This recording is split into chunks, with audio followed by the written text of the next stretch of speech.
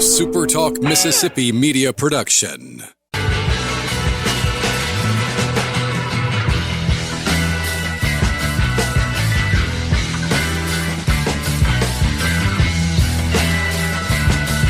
up, everybody? Welcome in on this Friday night extra edition. We can call it that anyway, of the podcast. My name, of course, is Michael Borky. Some quick thoughts anyway, and we'll read some of your comments too and get you out of here, because we're going to have to do this again on Sunday after Game 3. But Ole Miss has split the first two games with Alabama, setting up what is likely to be a win and you host. And if you lose, you're not necessarily like totally eliminated from hosting. I guess things can happen in Hoover and stuff like that. But for all intents and purposes, a win tomorrow for Ole Miss will win the opportunity, will award them a host site. So it seems.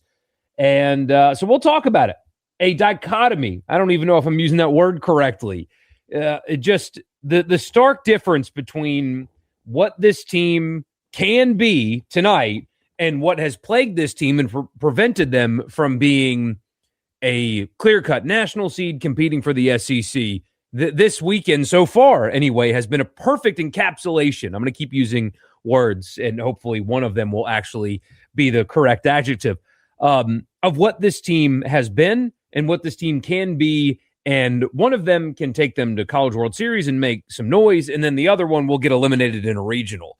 And there's really no in between. But we'll talk about that on this special edition of the show. Don't forget to leave a comment. Again, we're going to be very fast tonight, brief thoughts. But even special editions are brought to you by Scruggs Farm Lawn and Garden in Saltillo, Mississippi. 0% on John Deere tractors, anything from for your backyard all the way up to the 7 Series, the big stuff. They've got you covered. Anything that you need for your farm, lawn, garden, property, whatever it is. The cheapest beer in town, truly. Everything you need under one roof at Scruggs in Saltillo. Also, Logan Smith, Shelter Insurance, Auto, Home, Life, or insurance for your business.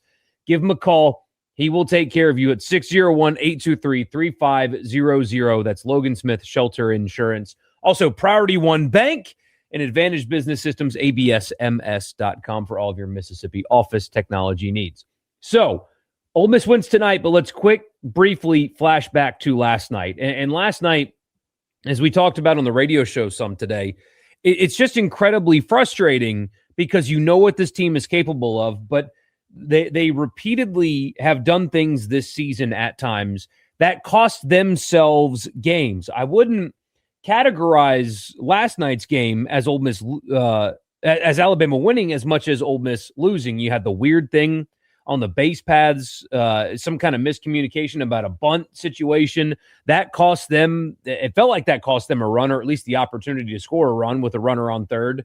You had two issues in the field later in the game that cost you runs. Basically, bad defense was the reason that Alabama was ultimately able to win that game, I think. And then, Calhoun gave up a pair of hits, and that's a little atypical for him in that spot.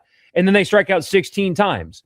So you get a good start from Elliott, but you strike out 16 times, you do something dumb on the base paths, and you play poor defense, and it costs you a one-run game in a win this series and your hosting situation.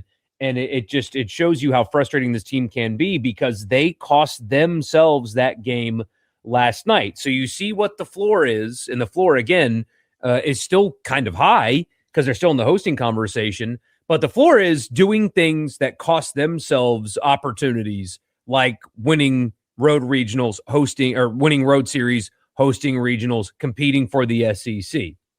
And then tonight happens. Taylor Rabe now has 27 strikeouts in his last 2 starts. He was spectacular for Ole Miss tonight. Only 88 pitches for Taylor Rabe and 6 complete, just 1 hit, and 13 strikeouts to 1 walk and then 1 hit by pitch as well. Only faced 21 batters in the game and struck out 13 of them. Obviously did not give up a run. I keep wanting to say that, Rabe is going to be a guy that's going to be awesome for Ole Miss next year. It's at the point now where I don't know if you're going to see him next year. I think he'll be pitching for the El Paso Chihuahuas or something this time next season in some kind of minor league system somewhere. But he was spectacular, And offensively, Ole Miss jumped all over Alabama. 9 runs for Ole Miss on 11 hits. 3 different Rebels had a home run. The Furness one was huge. He had 5 RBI tonight with his 1 hit. But, yeah, he had 5 RBI tonight. Scored a run himself, by the way. So that was huge. And then you had the Foley home run, which really opened that game wide open. But, I mean, across the board, 2 hits from Decker. Utermark got a hit. Becerra got a hit. So he had the home run last night, scored 2 runs, had a hit tonight. Furness had the big one. Federico had a pair of hits tonight. Reuter even had a hit. Foley had a pair. Pano went 1 for 3. Just a really impressive night at the plate. And then Robertson was able to completely save Ole Miss's bullpen. I think they had hooks up, warming up, but didn't have to go to him because he went 3 complete, only giving up 1 hit, striking out 3 in those 3 innings. So now you have what should be as healthy as you can expect to be bullpen tomorrow in a massive opportunity in a win, and you are hosting a regional situation. So what a bounce back from this team, though, after giving up that game last night, Ray being great, but at the plate, they were really good tonight. How many times did they strike out tonight? They still struck out 14 times, but were a lot more productive. And I do not believe, I may have missed it. Yeah, no errors for Ole Miss. And I don't remember, you guys can help me if I'm wrong, but I don't remember any like bad stuff in the field either. I think it was just a relatively clean night. And so now you see the difference. You see the ceiling of this team and you see the floor of this team. I mean, you're not going to get 6 complete of 1 hit ball every night from Ray, but Alabama's not like a hitting juggernaut or anything resembling that at all. But you saw it. You saw ceiling versus floor. When this team plays clean and gets out of their own way, their ceiling is the College World Series and making noise in the College World Series. But they are prone to doing, I mean, we can call it stupid things, and they shoot themselves in the foot. And I think they're missing ultimately like one more bullpen arm. But I mean, they've got a shot here. Look at what they have created for themselves, an opportunity to have postseason baseball at Swayze. I know there's a lot of talk about, well, what about Hoover? What if they make what if they go get 1 win at Hoover? Will that be the difference? I don't know. Here, let me look and see what Southern Miss, for example, is doing tonight. And then we'll look at some of the other scores. So Southern Miss won 10-1 after winning 11-1 last night. They are absolutely going to host for sure. Let's look at the D1 scoreboard tonight. I don't want all conferences. Let's look at top 25. If there's anything interesting happening there.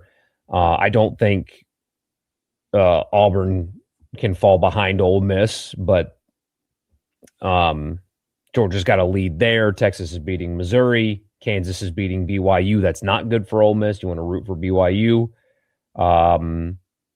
Southern Cal, Oregon. I think either one winning is not particularly good for Ole Miss. Let's see.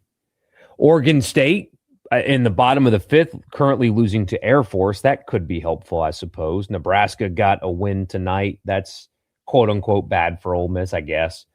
Arkansas beat Kentucky. I think you would have rather Kentucky win that game. See if anything else is happening here. Coastal Carolina bounced back. They could sneak into a regional host. A&M beat Alabama tonight, A&M beat Mississippi State tonight. That's a good bounce back for them. That sets up a fascinating as hell third game with regional implications and stuff there as well. Okay, so not much, crazy going on there. But in the past, you have seen it look like what happens in Hoover doesn't really change a whole lot. And if we're going to count the Governor's Cup as a win, then also it does count as a loss too, right? I mean, logically, that would make sense. So you would have 3 Mississippi teams hosting.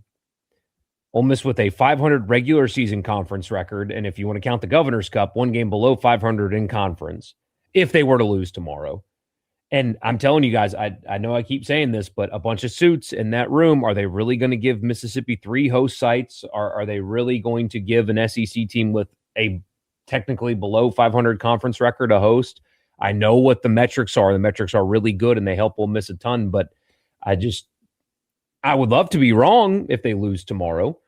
But I would be surprised if they can host with a loss tomorrow. But again, they can just kind of take care of business and not let anybody worry about it by just going and taking care of business tomorrow. So anyway, a few of your comments here. Super rare Friday night edition. I know, it's good to see you though. Couldn't stay away. Tonight was big because it gives a legitimate claim for a hosting bid. 15 league wins mean that even if they lose tomorrow, there's still a scenario they can still host anyway when tomorrow seals it. Yeah, there is a scenario, but I don't think they will if they lose. But I'm wrong often, so probably will be that time too. Don't worry about Townsend. He's not hurt. They just shook up the rotation to keep his rest consistent. So he's fine. Want Ole Miss to host, but wouldn't be upset if they're a 2-seed at Kansas. Oh, I have a feeling it would be a 2-seed at Southern Miss. Although Southern Miss's AD is on the committee. I think he's the committee chair, right? And if I were him, I would lobby against sending Ole Miss to Hattiesburg again. If I were him, wouldn't you? So maybe that helps. Last night sucked because they let a golden opportunity slip through the cracks. They certainly did. Watched Southern Miss last night. Is Southern Miss a College World Series contender or pretender? They're a contender with the right draw. They are, their postseason run is going to be very draw dependent. And I guess most of them are, but they don't have the same talent ceiling that Ole Miss has. But they're talented. They're very well coached. They're got a lot of pitching depth. It's just a good, solid baseball team. And their schedule's tough, man. I mean, they scheduled well in the non-conference, and they proved formidable in that. But they're going to be very draw dependent, if that makes sense. Just saying 15 league wins is more impressive than whatever West Virginia, Kansas, Nebraska, Oregon State, Coastal Carolina, USC, Oregon, etc. do, because most of the wins they get are against nobody. Yeah. I agree with you, but that's not always how they do the selection process. Imagine a world where Ole Miss, Mississippi State, and Southern Miss all make Omaha in the same year. What would that do to the radio show? It would not be the same as a football playoff run, but it would be very close considering it loops all three. And football is just so different and so much bigger, even in this state.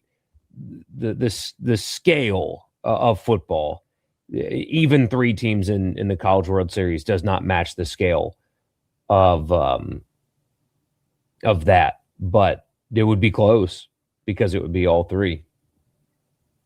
Didn't have to wait, so I'm here for a change. Good to see you, Jim.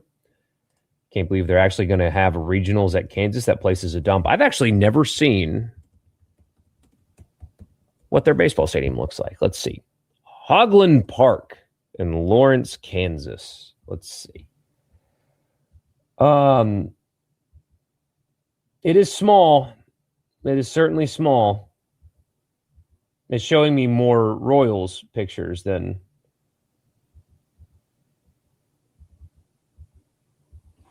Okay, I need to specify that it's Jayhawks and not Kansas City Royals. Yeah. Oh, yeah, it's quite small. I'm sure the media, I mean, looking at the press box, and I don't, I mean, how would they have room to host the radio broadcast, the TV broadcast, and actual media? Looks like they have plans to give it a nice renovation, though. But yeah, it is lacking a bit in size, that's for sure. It's structurally unsafe for a lot of people to be in the stadium. Kind of looks like it. But Anyway, told you guys it would be quick. Game tomorrow at 6 o'clock. We'll be live on Sunday night to talk about it together. So I will see you guys then. But enjoy the win. That was an awesome, very impressive bounce back for Ole Miss tonight. All started with Ray, but again, at the plate, they were really good tonight as well. So we'll see if they can back in the series and host a regional in Oxford. That would be quite an end to the season, and maybe they can redeem themselves. Games that you say game at 3? No,